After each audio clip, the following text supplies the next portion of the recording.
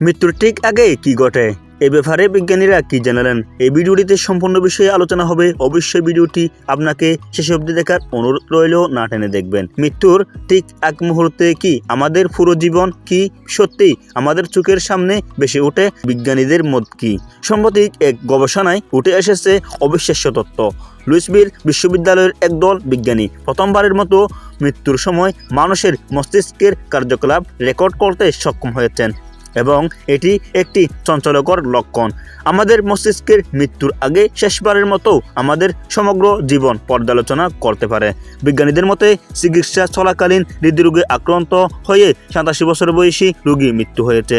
তার মৃত্যুর ঠিক আগে তার হার্ট বন্ধ হওয়ার আগে এবং পরে 30 সেকেন্ডের মধ্যে তার মস্তিষ্কের কার্যকলাপ পর্যালোচনা করার জন্য ডাক্তাররা তার মাথায় একটি ইজি ডিভাইস যুক্ত করেছিলেন। এ সময় মোট 900 সেকেন্ডের মস্তিষ্কের তরঙ্গ তৈরি হয়। ব্রেনওয়েভ রেকর্ডিং থেকে জানা যায় যে স্মৃতি এবং স্মৃতি পুনরুদ্ধারের সাথে জড়িত মস্তিষ্কের অংশগুলি মৃত্যুর অনেক পরে সক্রিয় থাকে।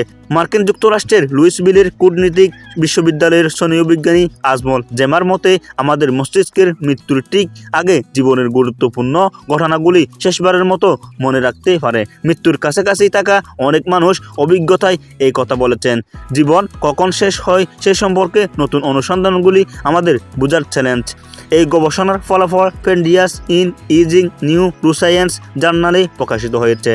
বিজ্ঞানীদের মতে, মস্তিষ্ক জৈবিকভাবে নিজের মরতে প্রোগ্রাম করতে পারে। মৃত্যুর সময় আকস্মিক সম্পত্তি পরিবর্তে ধীরে ধীরে শরীরবৃত্তি এবং স্নায়বিক পরিবর্তনের প্রতিনিধিত্ব করে। সম্ভবত মস্তিষ্কের মৃত্যুর আগে শেষ সেকেন্ডে জীবনের একটি ক্রীড়াযুক্ত রিপ্লে দেয়। যাই হোক, বিজ্ঞানীরা এখনও নিশ্চিত নন কিভাবে এবং কেন এই ধরনের পর্যালোচনা ঘটনা মস্তিষ্কে ঘটে।